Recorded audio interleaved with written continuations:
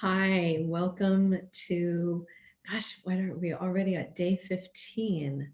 This is the third week. So this is the week where, so week one was getting rid of the old thoughts that no longer serve us. Week two was learning new habits that will lead to prosperity and abundance. And this week is partnerships.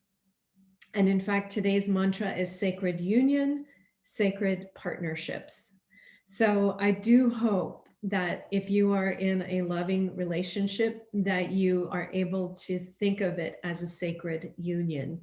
That's the ideal, that you know, um, that initial spark, that initial attraction is still there, but also accompanied by deep respect, deep partnership, kind of in this together feeling.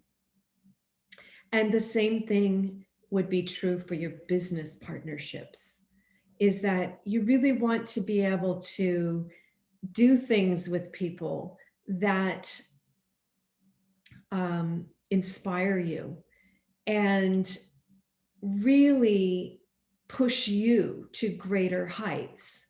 And you might think that, you might look around in your life at some period. I certainly did as a young person, and not feel that way. In fact, I'm not saying that the music business is like this for everybody, but for me, and I was involved in the music business as a younger woman, I just looked around one day and I said, I don't really like, I don't like hanging out with these people that I'm hanging out with. And that was the beginning of a journey into a different life. So again, that idea, there's nothing wrong with those people, but if that's not my life's journey and I don't feel comfortable there and I don't feel like it's a sacred partnership or a sacred union, then I'm not living up to my full potential. So it's really important to acknowledge discomfort rather than push it down. So leaning into the positive, the power of yes and all of this, it's not pretending that something is better than it is. It's creating a better. And that requires acknowledging when something isn't right or isn't feeling right to you. So that doesn't mean that if you don't feel that your partnership with your sacred beloved is sacred or beloved, obviously, if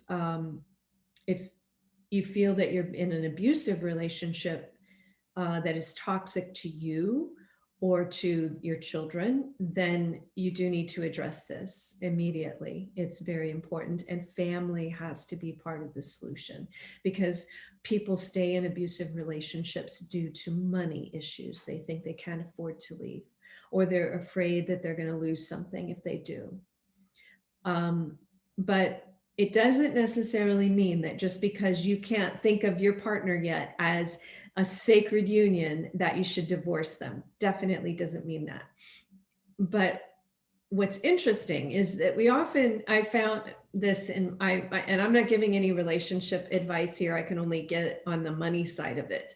But a lot of very wealthy people find ways to keep the family together, even if the fundamental love relationship does not feel like a sacred union. And that is largely a decision about money, to keep the money in the family.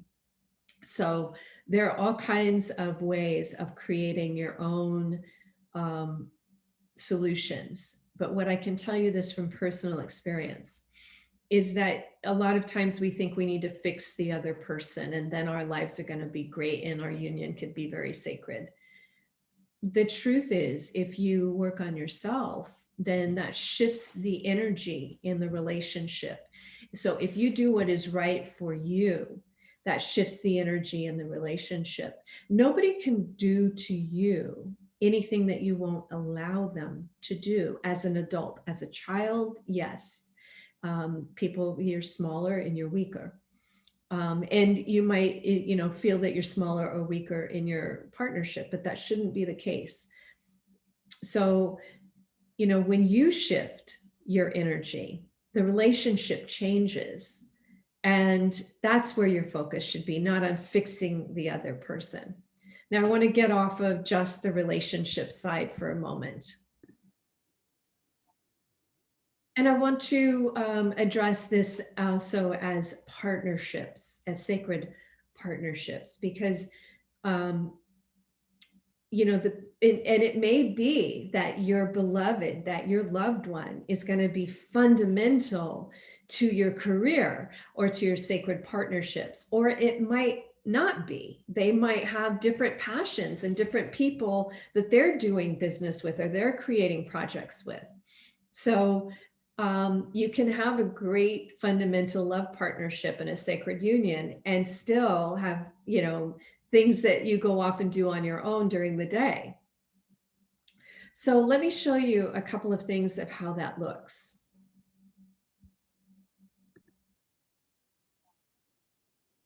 All right, I'm going to share the screen with you so that I can show you a little bit about how sacred partnerships can look. Okay, so this is a conference that I participated in, and it's about learning how to be healthy and not let stress or adrenal stress, how to be getting rid of things that are toxic to your health. Now, the interesting thing is I came into this 1 week before the conference actually started because this beautiful woman down here, Shariana Boyle, was in it. And I said, oh, this looks interesting. I'd like to do it too. And then this very smart organizer saw my profile and she said, absolutely, we want you. And then I said, are you interested in others? And she said, yes. And I reached out to His Holiness the Dalai Lama, and he granted permission for us to give a special wellness and how mindfulness is key to health of his. And he had a pre-recorded video that he gave us permission to use. So by having this relationship with His Holiness the Dalai Lama that I've cultivated for many years now, I sent a request for that permission and I received an immediate response granting it. Now, that kind of action takes years to cultivate because any sacred union or sacred partnership is built on trust. And trust is not just like happiness and gratitude. It's not something that you can just strangle into being. It's just something that happens as a result of people observing your actions over a period of time. So let me show you a couple of other things that preceded that moment. And again, I thought it was very late and that it was it's only a slight chance that His Holiness could be involved in this conference. So let me show you what happened before that precipitated this immediate response of yes. So I had been to India. This is Kadrala. She is the chief oracle of Tibet. I was blessed to have an hour with her of personal teachings. And, one of the greatest hours of my life, I can tell you that. But she was impressed because she had known that prior to that meeting in 2017, that in 2016, I had launched the Earth Gratitude Project, and His Holiness, before I went to India, had actually agreed to become a part of it. So she already was basing her faith in me on His Holiness's faith in me, which was based on all of the other contributors to the Earth Gratitude Project who had said yes, because I had spent the last, I've been working on this project before it was actually officially announced. I was working on the background of the project since probably 2003 as a passion project. So when you are living your best life, and when you are doing what you're supposed to be doing, the universe rushes in to support it. And partnerships can appear very fast, be approved very fast. Extraordinary things can happen.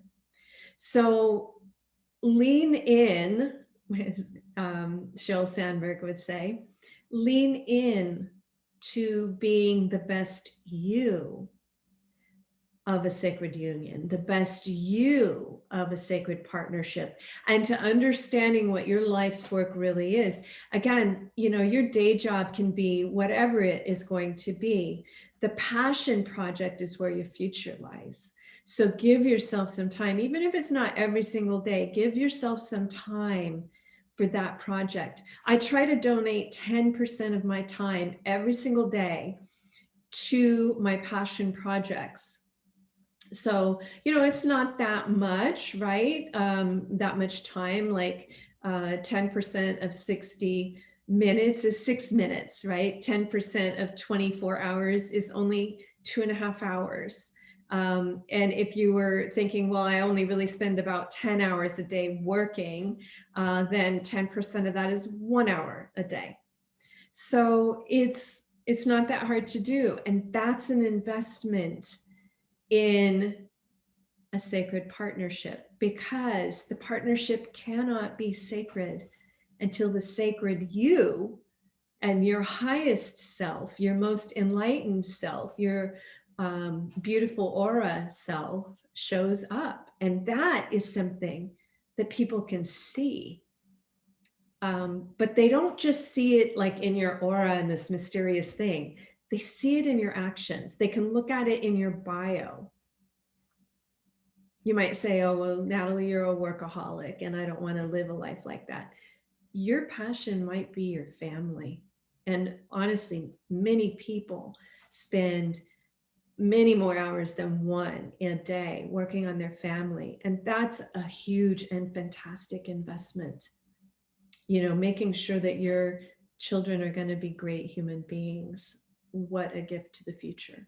So I'm not saying it has to be work outside the home. I know that many of us work inside the home. And I'm just saying, honor that and hold it sacred. You do, but hold it sacred like you're an angel in that person's life. We talked a little bit like you are. We talked a little bit earlier about how sometimes you're the only Bible or whatever religious text you want to refer to, whether it's an ancient Indian religious text or out of the Middle East or out of, the East, like China. You may be the only Holy Scripture that someone reads. And the interesting thing is that as you become your meditations and your prayers become more, help me to be of service, help me to find my highest good, help me to follow and walk in the path of the divine. When it turns towards that, instead of make my life better, how those prayers, which are really like a laundry list of please do this for me, or pleading, when your prayer exits being the wish list for you and enters being you in service, it's weird, because that is where the magic of you, that's where happiness lies, honestly. Because when you're living who you're supposed to be, that's great. That's what is better than that? And it does change over time. When I was a mother, most of my give back time was related to my child. I've donated my time to help put a beautiful playground and a computer lab in his school. So that's work, so we're honoring whatever you do for work, and understand that you are an angel in somebody else's life. And sometimes when something happens to you, or you end up doing something that wasn't for you, maybe it's because you were the blessing that somebody else was calling out for. All right. Thank you for joining me, and I will see you tomorrow.